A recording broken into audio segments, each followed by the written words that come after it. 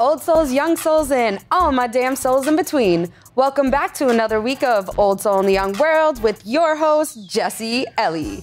Hey! Guys, it is lit. It is popping in the studio this week. We have an amazing female entrepreneur, a model who is both signed and independent from Cambridge. Welcome to the show, Ieshah. What's poppin'? Hey! Thanks for having me. Yes, how are you feeling? Oh, I'm a little bit nervous. I was telling Ieshah, you know, every time we do a show, guys, like you watch me every week, it's always nervous like vibes before, and then we get on and it's like, that's it, we're just going to talk it up. So Ieshah, I just want to give you a chance to kind of tell people who you are, where you're from, and you know, what you do. Yeah, I'm Ieshah. I go by Sadberriess. It's okay. I go by Sadberriess on Instagram. Yes. So most people from like my home city or town, like they see me in public, they'll definitely approach me as Sadberriess. But that's what like your growing up nickname, like Sadberriess. Ish was my nickname. Ooh, I used to get I used to get a little bit made fun of for my last name because it's obviously a little bit odd. It's like a Sadberry, so a juicy Sadberry. Right there you go. I was like, why not make it cool? But you know, I've been modeling since I was 18 on and off. Wow. Yeah, I went to school for 2 years. I went to Bunker and then I went to Salem State for a year. Hey, and I went to Salem State too. Really? Yes. Yes. We didn't even know this. What This is a moment. I went to Salem State for like literally 2 semesters. I was signed to Maggie at the time. Oh, okay. It's a Boston agency. And I was getting very fortunate where I was getting booked for some big gigs, and I was like, it was kind of like a game time decision. I was like, finals are coming up, and I'm like, should I just do it? Like, should I stay in school and go the right way to do it? Or should I, you know, take this job and just like go full-fledged with it? And I took the job. Damn. I went full-time with, I got a PUMA gig that year, so I went full-time with it. Wow. And I got booked. So you were in your last year of college when this happened? I was in my sophomore year of college, second semester. So I should have finished, but I just made a decision that, like, you know, I really was passionate about modeling, and I was passionate more too about just making art. You know, people call it content, but I was more passionate about like actually, you know, creating looks and creating vibes that, like, when I was younger, like, you know, I would see different women or, you know, different types of inspiration, like on magazines and things like that, or even in music videos. Like, like you said, old soul, and I was like, is this like, this is meant to be? Because like for me, like my playlist is literally my mom's playlist. Like, girl, my playlist is my brother's. It's like a mix of everything. Like, I'll go from, you know, Motown and listen to trap music. Like, it's like what it's like. It's like a fine balance. But for me, like, it was always like, you know, I'm very inspired by music and very inspired by like culture too. So for me, I always wanted to like recreate like certain looks or like make it like my own type of look thing. And then for me, modeling is just like something that I just love to do. And like, it's like you're yourself, but you kind of get to, I don't know, you get to flex in front of the camera. Almost. Like, you know, you get to be made up and done. Right. But I think for me, learning that like, there's more to just being a model. Like, you know, you don't just get dressed and get makeup. Like, there's, you know, we're in a time where like, you can be an independent model and still have so much involvement in your art, you know? 100%. And like, I just want to highlight you and say thank you for like bringing that up and opening the table, because modeling is more than just taking pictures. It's more than just looking good, quote unquote. There's a lot that goes into it behind the scenes and a lot of sacrifice and decisions. Like you said, you were in college and you chose to follow a route that you needed to go on. Like, and why were you doing that? Because something inside of you was passionate enough to be like, this is my journey. You know what I mean? And not for nothing, it was always my dream, you know? I'm like, as a little girl, I'm like, I want to be on TV. I want to be an actress. I want to be a model. Like, and like, even too, like you were talking to my cousin, like I did grow up as a tomboy, but I always wanted to be like my brothers. But there was a side of me that always was like, I know I'm beautiful. Like, I know I can do this. And I'm like, I want to be on TV. That's where I belong. Like, I was like, that's where I belong. Yes. Sometimes it's just about like learning how to embrace it. And I don't know if you feel this way, but like being a young female growing up as an old soul in the young world, you know, born in the 90s and going through that vibe, and styles changing and society changing and music changing, social media changing. It's kind of like hard sometimes to narrow down your style or find your style. Did you feel like when you started modeling, like when you were in college, that there was a specific look that you had that like got you signed, or like a specific like vibe that you had created for yourself at the time? Yes, I feel like for me, my look was my hair. I did go through like a recent like change where I cut my hair, but my look for me has always been my hair, and I always change my hair. Okay, like I was telling you, like I went from having long hair, I did the, like, you know, the beach waves type of look. I tried that, and then I went blonde, and then I'm like, you know what? I need to embrace my curls for once. Because women are so interconnected to their hair. Like, people don't understand. It's kind of like what identifies you. You know what I mean? It's like when you change that identifier, it's almost like a vulnerability. You know, and I've been talking about this recently. Like, I said it to shout out Slam, my producer, and you know, I just have to say this is Ieshah, Slam's cousin. So you know, it's family love, family vibes up in here. Family put me on.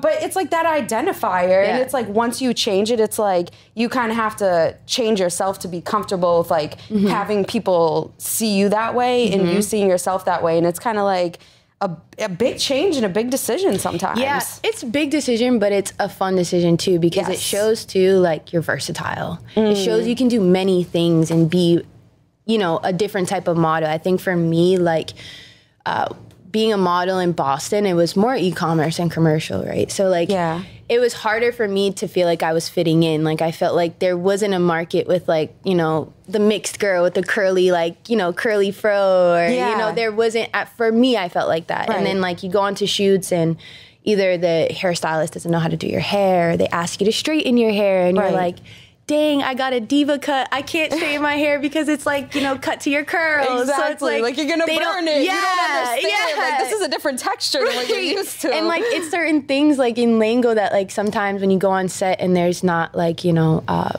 person of color who knows how to do like textured hair, knows how to like really tend to your hair needs and things like that. Sometimes can you let the people know what culture and where your background? My mom's Black and my dad's Lebanese. And I was raised, I was in and out of foster care, so my foster parents and my family, African American, they're Black, Caribbean a little bit too. There's some Caribbean in there. But yeah, I was definitely raised in a very loving household, but a very cultured household for sure. Dope. Sure. That's fire. It's great to have you speak about that, because we don't understand that in the modeling industry, and this isn't just in Boston, but I'm sure you experience it in Boston. We can also talk about your experiences in New York as well. But like you said, like that, culture is not found in the beauty standards or beauty practices of models. Also in film, you know what I mean? And a lot of hairdressers or makeup artists, even for skin tone color, we don't have like the best options for darker skin or mixed skin. It's like always like, oh, you have to go a shade lighter or a shade dark. Like there's not like... Or just like the simple things too of like not understanding that, you know, there are mixed... you know, children in this world, mixed people in this world who appear one way, but like in this sense, it's like for me, like I'm always, the biggest thing for modeling that I used to struggle with is they never got my skin tone right. To have like an olive undertone. I have an olive undertone. So like they would assume that because I come off so pale that there's no undertone there. So it would be like a pink reddish, and like my neck would be like... Yeah, the pigmentation doesn't match. Yeah, and then like they don't realize that, yes, I look this way, but my hair texture is not the same. It's not gonna just like, you can't just, you know, simply go like that, you know, with a flat iron. It's gonna go as soon as I step outside. And it's like you got me doing a wedding shoot and not understanding that as soon as I step out in that humidity, it's like a different vibe. And then it makes you, as a model, sometimes it does make you uncomfortable when you know how to do your hair, and it's like it's in a sense you have to speak up for yourself. Like you have to advocate for yourself. Like, have you had to express that to makeup artists or hair artists that you've worked with on set? I bring my safety kit. A safety kit? Yes, I call it my little safety kit. Like, I bring my little, like, beauty blender. I bring, like, a little, like, concealer that I know, like, no matter what, if, like, something is off, like, right here, at least I can blend it here. Yeah. I'll bring, like, my flat iron, my little hair products, just in case, like, just to go over something, or I'll bring my pick just to, like, pick out my curls, make it more, like, voluminous, because they're, like, trying to pat down my hair. And I'm like, no, it's let not that thing work out. for what I'm going for. Yeah. Right, exactly. And that's, I feel like, a big thing that we need to work on, like, adapting in the culture. It's like advocating. Advocating for. It's like, if we want, you know, different mixed models to be representing different diversities, you need to make sure you have the right people on set to be helping with that. Yes. And, you know, like I'm saying, like, when you're started and you said that, like, the curly hair was your identifier, what struggles did you go through with the curly hair when you felt like you were at the point where you wanted to maybe change it or switch it up? I think it was when I first got signed. I actually, I submitted twice. I got rejected the first time. What? Yes. Who would reject you? Yeah, no, I got rejected the first time. And we I all was have like, to take no's, though, because it makes us stronger. It's like, yo, now I want it more. It like, builds character. It's like, nah, I know I'm fit for this. So I was like, you know, they didn't even really reject me. They were just like, you need a little bit more of this in your portfolio. Yep. So I went out immediately. I got my digitals done, and then I dyed my hair blonde to make it more of like a clean cut look. Okay. So I'm like, so maybe. Did you have dark hair before? I had like a brownish, blondish type of vibe, like a grainy blonde type of vibe going on. Got you. But like my roots were always off. So it was like I would go back to get my hair done, and like some of my hair would be like orange, or it'd be like really, really dark. My roots would grow out. So I was like, you know what? I'm just gonna go straight on blonde. Yep. Straighten my hair, go platinum, give a different look. And immediately I like sent in my portfolio and I got signed. And then by then, it was like my roots are starting to grow out, right? So I finally got to meet in person at the agency, and they were like, so what are we doing with your hair? And I was like, whoa. I just changed it. I just changed it. You're like, what do you don't like it? It's like, so are you doing curly or are you doing straight? Like, you kind of like need to pick a look. So like, really? Yeah, so like for that, at that point in time, I was like, dang, like you can't, it's like, you can be versatile, but it's hard to market you if you're different looks, because it's like you kind of look like a different person in every picture, you know? People don't know that. Do you feel like it's like if you're going for the curly look, like, oh, okay, like then they'll consider you for more like, I don't mean, is it like diverse or cultured shoots? And then if you're going for the straight hair look, it's like maybe you'll be booked for more commercial white shoots. A lot of people don't know, like even too, like now, like the industry is changing, right? So like they will look, like even my agency now, like they'll ask you specifically, what do you identify as? Like, what is your race? I like, feel like that's very difficult to answer in today's world. Like, we're so mixed. Like, I was thrown off, but then it's like there are sets and there are shoots where they are looking for a specific person. Yeah. They'll be like a middle-aged with balding, or they'll like, you know, it's you like have specific to fit, like, check, person, and check. Like, so I'm like, I'm Middle Eastern and I'm black. So like I go by like I'm biracial, like, you know, I'm mixed.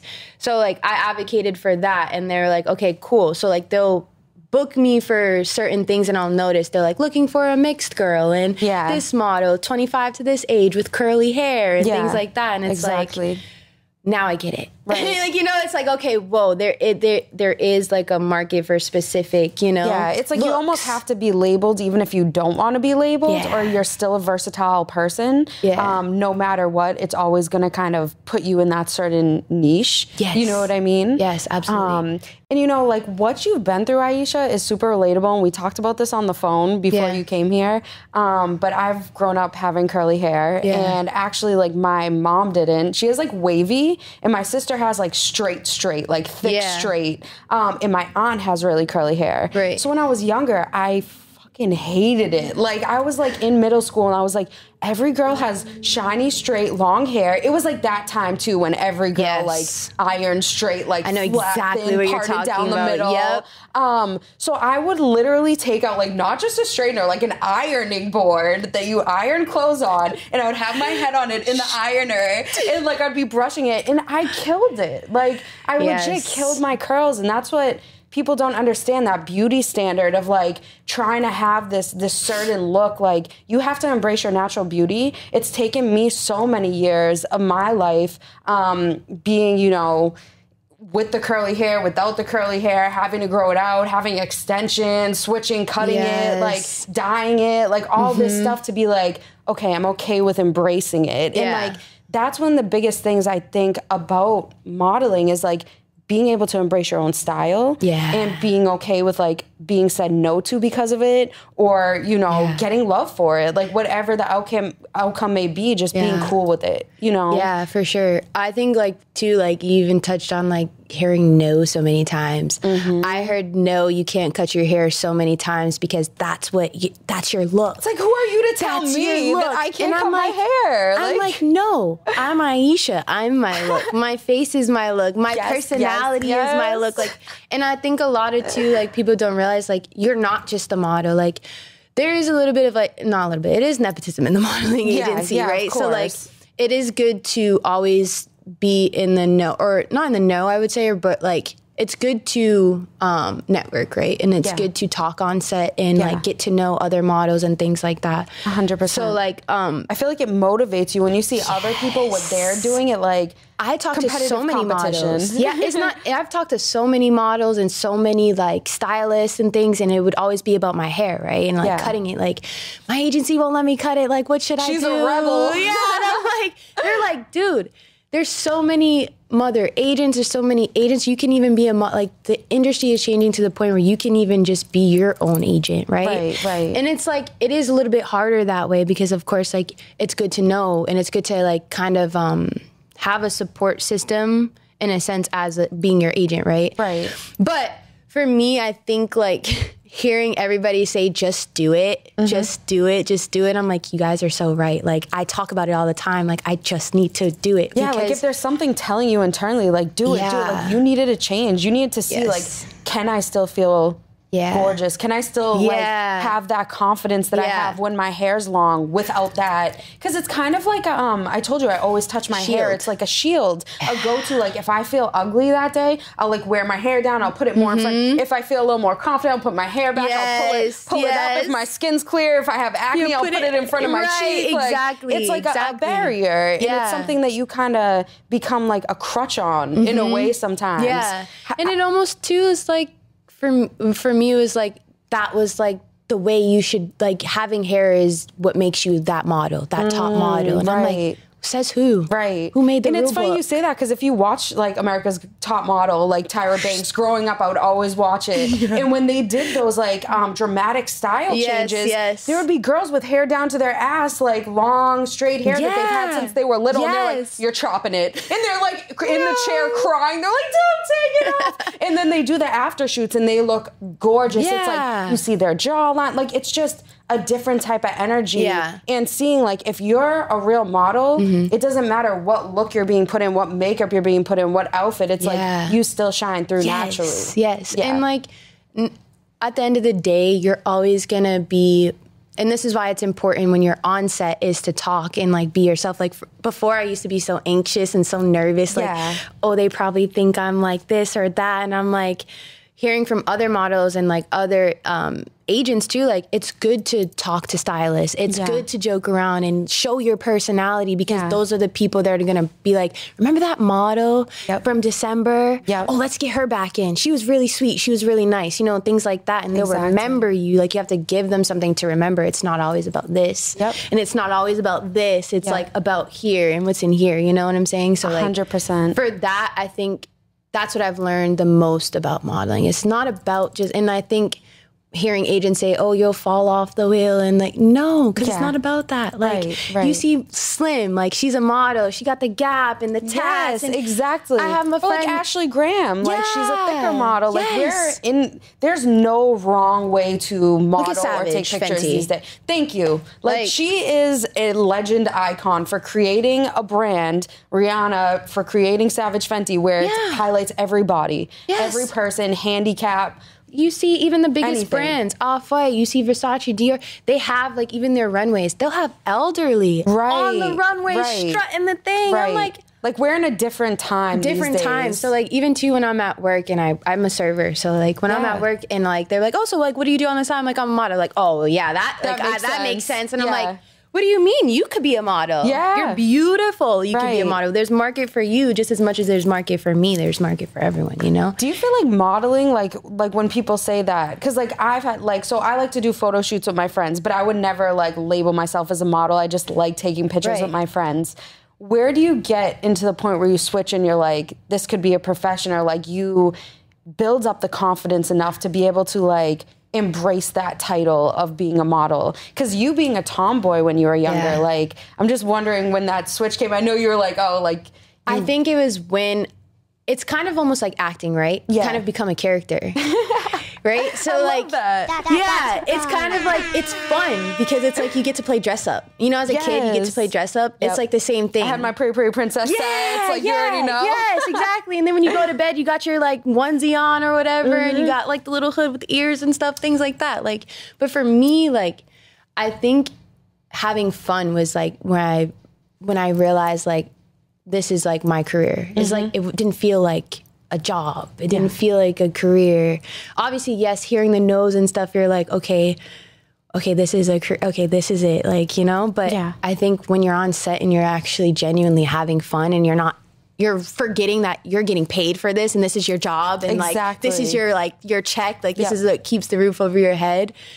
Knowing that like you're forgetting about that and you're just realizing you're having fun on set, I think that's when it's like, okay, like there's your confidence. Because it's like, it's not even like a confidence. It just comes out sometimes too when you're on set. It's like you're just moving, you're having fun, you're smiling. It's like, it's kind of like too, and like before, and I was like, I'm nervous. But then when I got to talk to you, I'm like, okay, you're so warm and welcoming. And it's like, okay, now I'm not nervous. Now it's like a conversation. Well, and that's how I feel on the podcast. Like outside of the podcast, like I've talked about, like I'm a little bit of an introvert. Like I'm a little shy, kind of more kept to myself. And it's like, even when people see the show, they're like, Jessie, that's you? You do that? Like friends or people I work with, their family, I'm like, yeah, it's just like, that's my passion. That's what I love to do. So when the camera goes on, it's like, I want to talk to people. I want to be open. I want to be welcoming and warm. But like, if you catch me outside there, like you said, like you'll be in sweats most of the time, opposed to dressed up. Like same thing with me. Like I'm a little more like throw on the sweats. Yes, I agree. There's different times for different things, you know, and it's okay to embrace and balance both of those as a person, because we're all just people. I was just gonna say, like, we're humans. We're human. Exactly. We're not perfect. We're humans. Exactly. You know? So I agree. Yeah, I agree. And I do want to talk about like your journey of, even though you did do independent modeling and whatever, you said you were signed for Maggie when you first started, and then later on in your journey where you also went to New York and were signed by an agency out there. Yeah. Can you tell us a little bit about that? Yeah, so I was signed to Maggie for a little bit, but I felt like I was kind of stuck in Boston. Yeah. And I've been in Boston, Cambridge my whole life. Yes. And I was like, I need to get to New York. Like I need to find my ticket. I need to get to New York. And it was during the pandemic. And I was doing a lot of shoots in my house. Nice. So I bought... By yourself? Yeah. Or how did you do that? So I bought a backdrop and I got a couple of like sheets from a fabric store. And you don't need a studio. Don't let them lie to you. You can do it yourself. And I set it up and I did my hair. I was watching Moesha. For my gosh. I love it. I was watching Moesha, Meet the Parkers for like a week. And I was like in this 90s vibe. Yes. And I was just like, I just want to do like the cute flip and like do like a cute 90s eyeliner and stuff. So I set up a backdrop, put some bell bottoms on, and like I got busy. And then all of a sudden I got like a DM and from a photographer, and he asked to do a beauty shoot. Yep.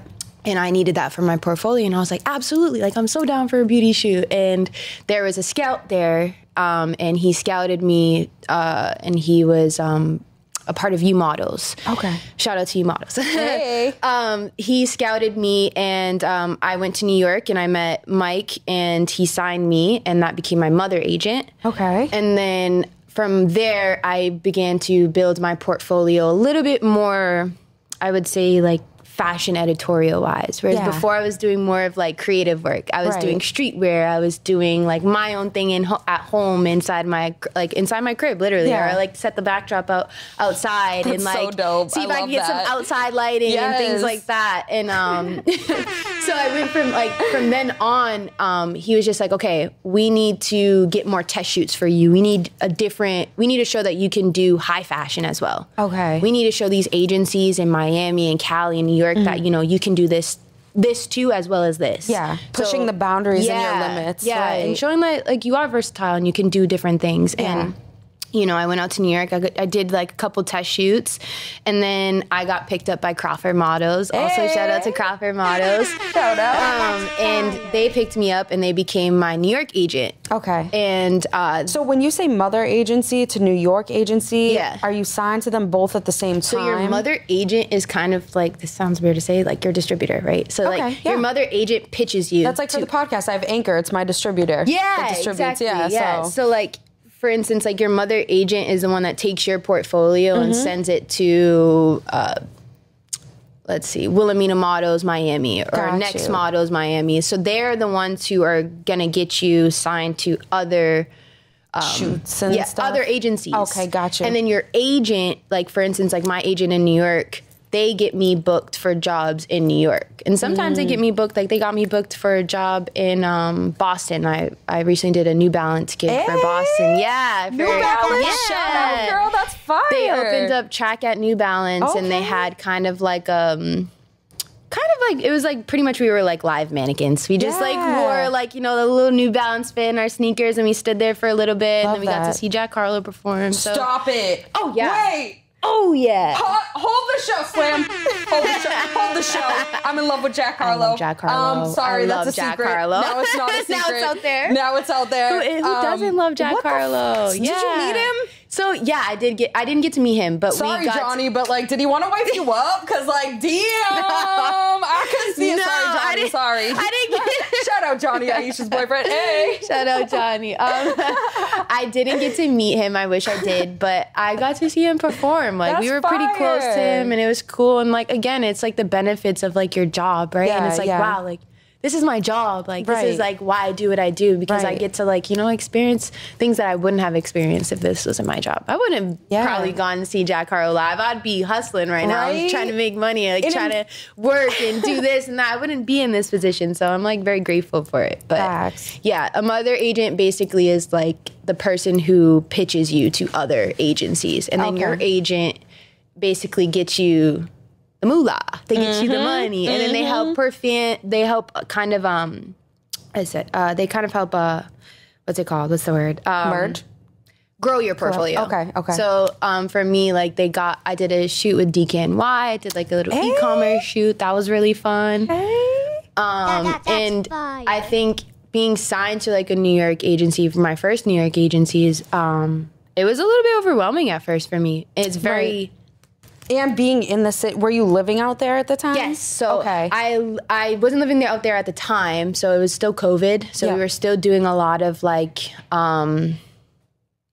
virtual things. So it'd be like, oh, there's a casting for this, but they want to FaceTime you or they want to be on a Zoom call. That's different. Yeah. That must have been a little like it was stressful. Yeah. It was very stressful because even like when I tell you like, it's not just about your face, and that's like the hardest thing about COVID right now with modeling. You're trying to get your personality to over Zoom. Yeah. You know, and it's like or they're like, awkward. oh, can you make this, you know, this video describing yourself? And it's like, now it's like you've filmed it like 3 times and like you're trying to make sure it's perfect. It's not natural. Yeah. Whereas like when you walk into like, you have your comp card and they're sitting at the desk and you're like, this is it. And they're like, so tell me about yourself. And it's like immediately you become yourself and you're like, you know? Yeah. Whereas like you're videotaping yourself for like castings and things like that. It's a little bit harder. It takes the personality out of it. Exactly. Yeah, exactly. the character. It takes you out of it, you know?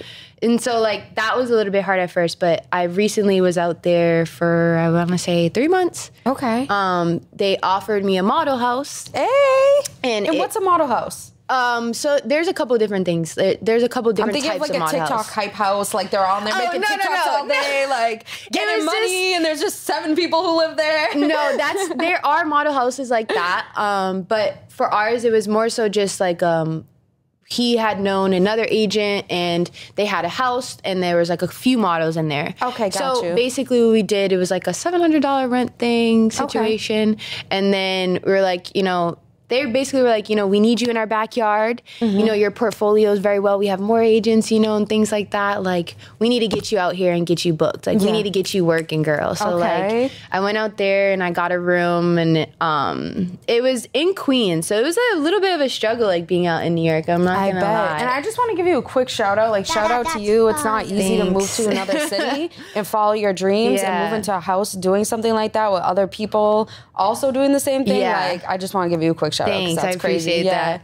It was actually really fun being out in New York, because I did get to meet like really good, beautiful models that now I'm even friends with, like Nanny. Shout out to Nanny. Hey. She's in Greece right now. Like, so it's like she's like, you know, international. She's going international. We were both in the same house in Queens, struggling as models, like going to gigs and going to castings, and like.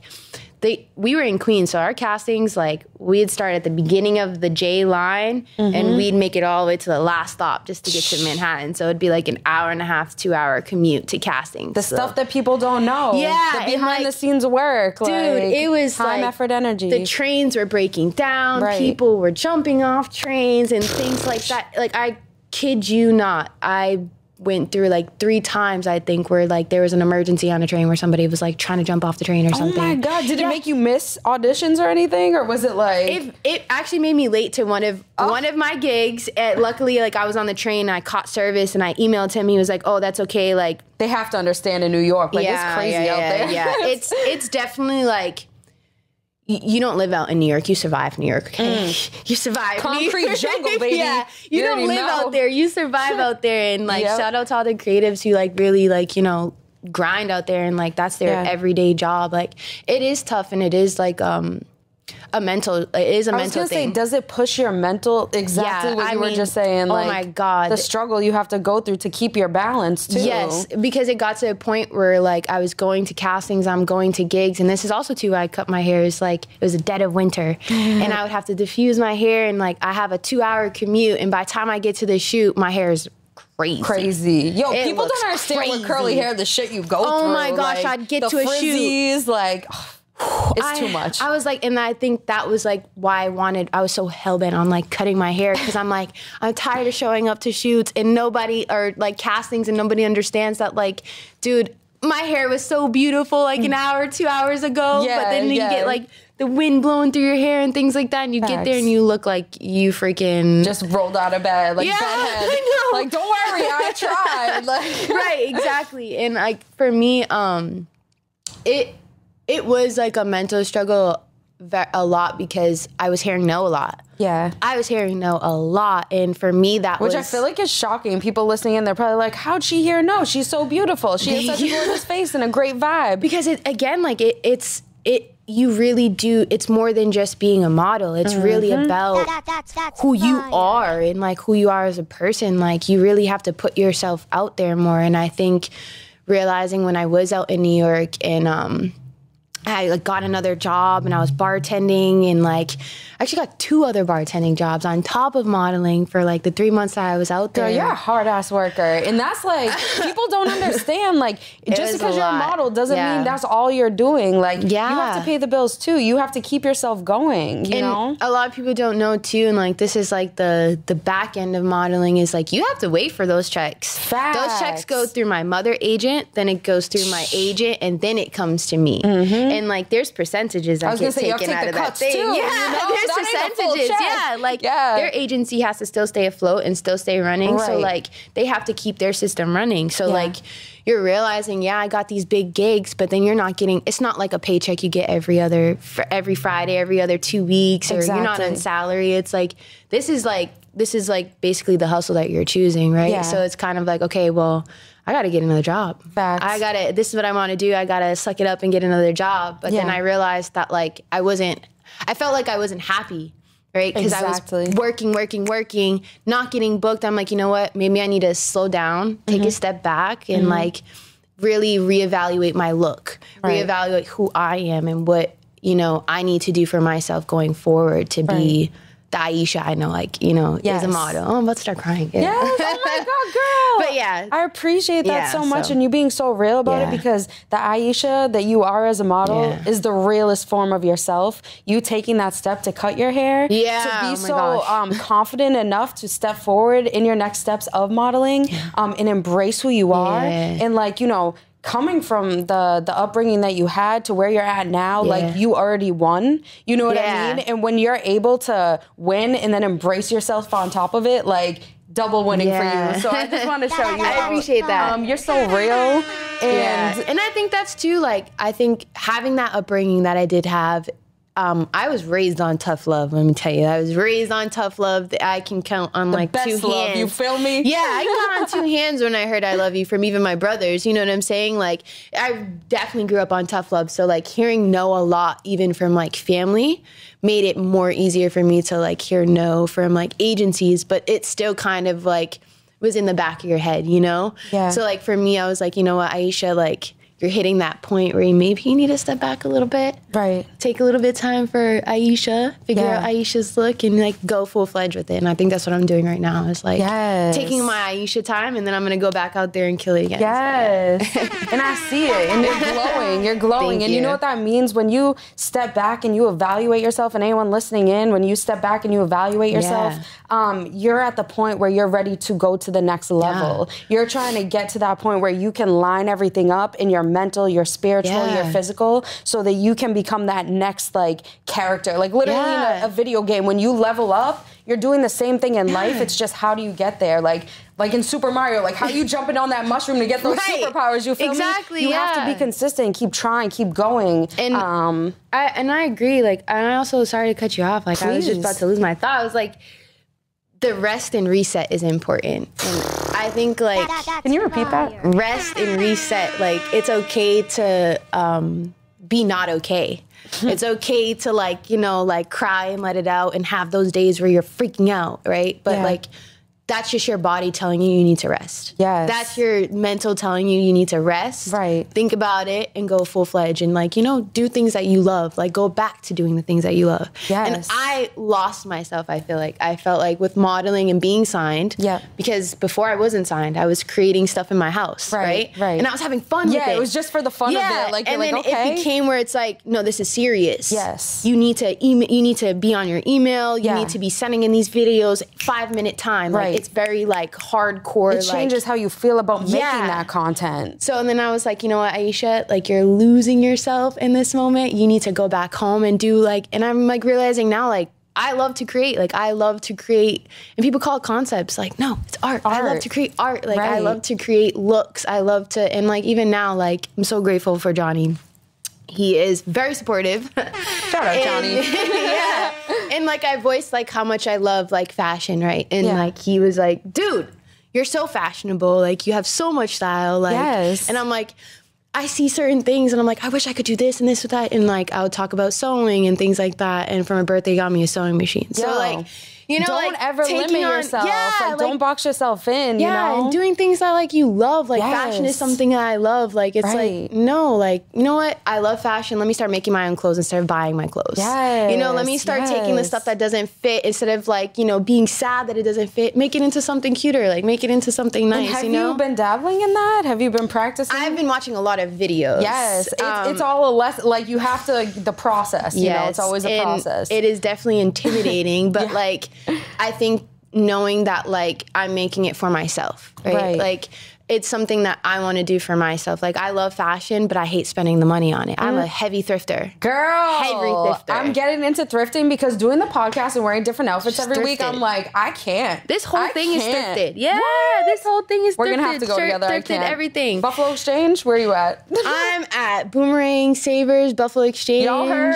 Even like, I know a lot of people be sleeping on Goodwill, but you know, you can find some things in Goodwill. Army. I grown up going to Salvation Army. My mom mom took me there, summer shopping, no Garment shame. Districts. I was at Garment Districts. I used to live right in the P. Embrace Shout out Port.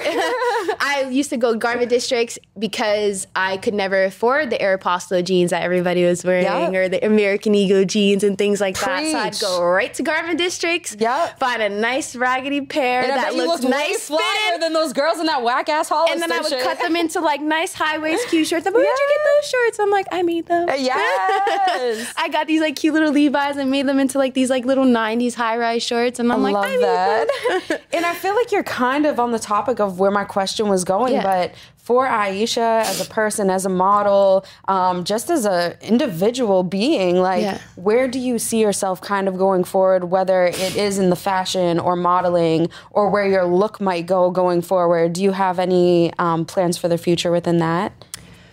Yes, that's a deep question. I think for me, my ultimate goal is to not only advocate for myself, but advocate for the girls who were in my position and were always told like, no, you shouldn't do this or no, you can't do this because, you know, this is the right way to do it type of thing. And like hearing those no's and things like that. I think for me, what's most important and like, I'm still figuring out a way how like I can be that advocate for, you know, not just like foster kids or like, but just like models in general, like to be that advocate for the girls who like think that they can't be a model and you really can be a model. And it's not about, you know, what you have and like what you're wearing. It's about what's in you. It's not about what's on you. You know what I'm saying?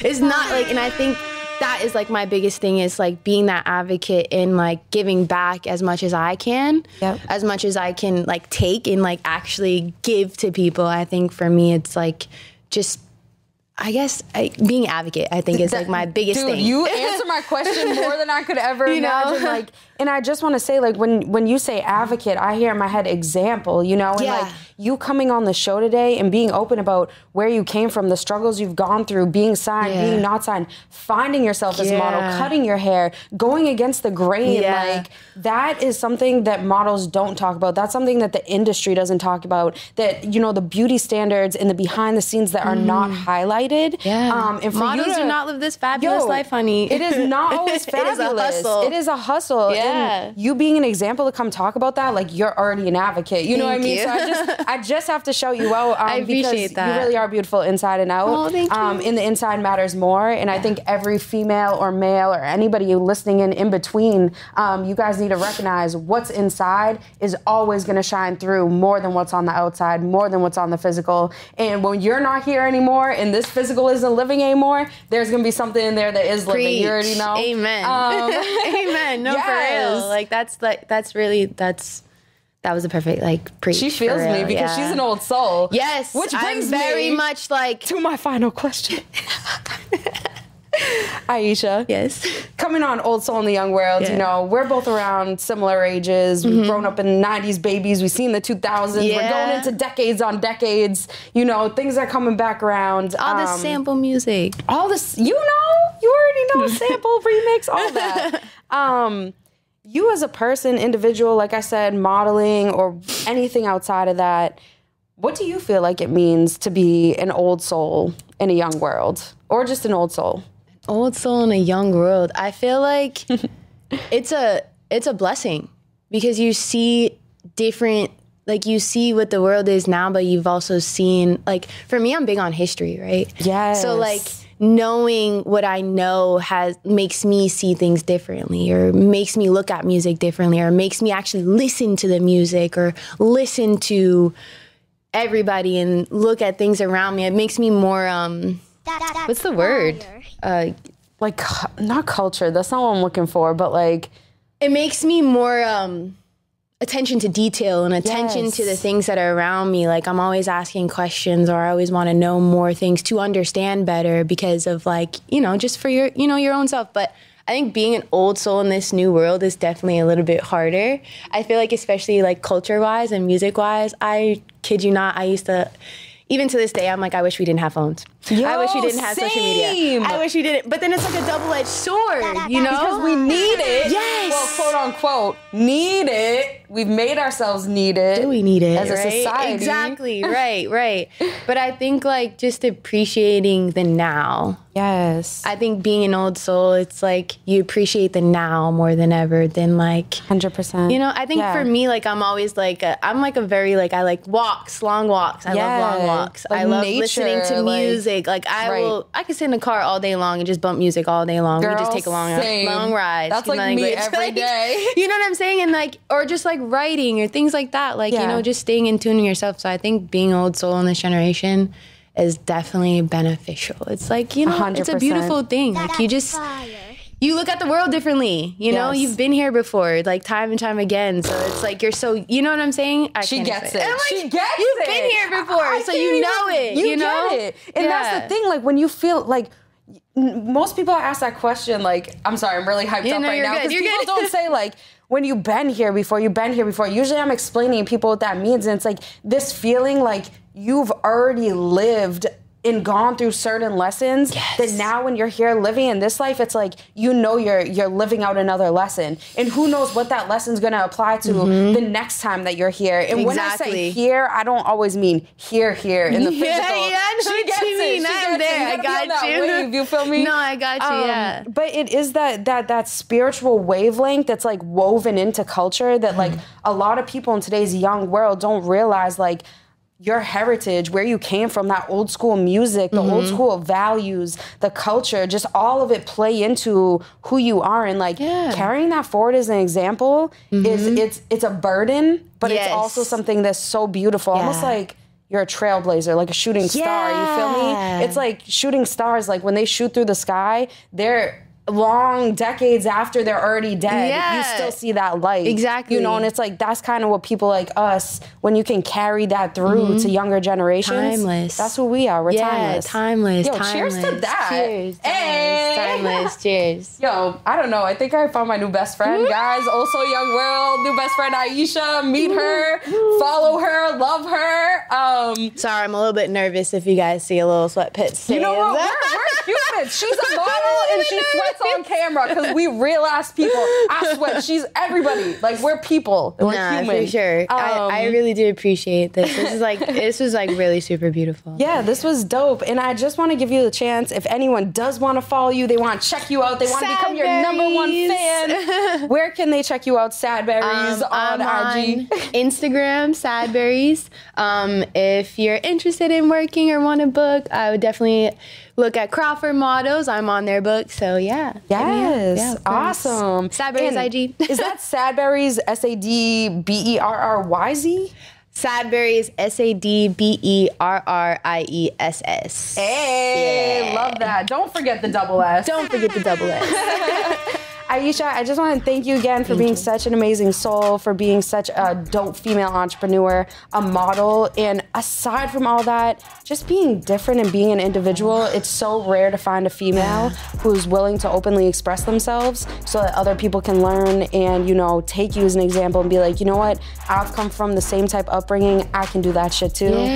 Anyone listening in who's been doubting yourself, been questioning yourself, you know, today is the day. Step out, do it. You know, take care of your mental, take care of yourself. Like, that's the most important part. Like, up here and here is the most important part. Yeah, facts. For sure. And on that, guys, can't end on a better note. Up here and in here is what you need, is what you need to align, it's what you need to focus on. So in the next week, figure out how you can do that, how you can apply it to your art, your life, whatever you're trying to make happen in the future. And make sure you check out Ieshah on all platforms, and tune in with me again next week on Old Soul in the Young World with your host, Jessie Ellie. Yeah, cheers to Betsy. Hey.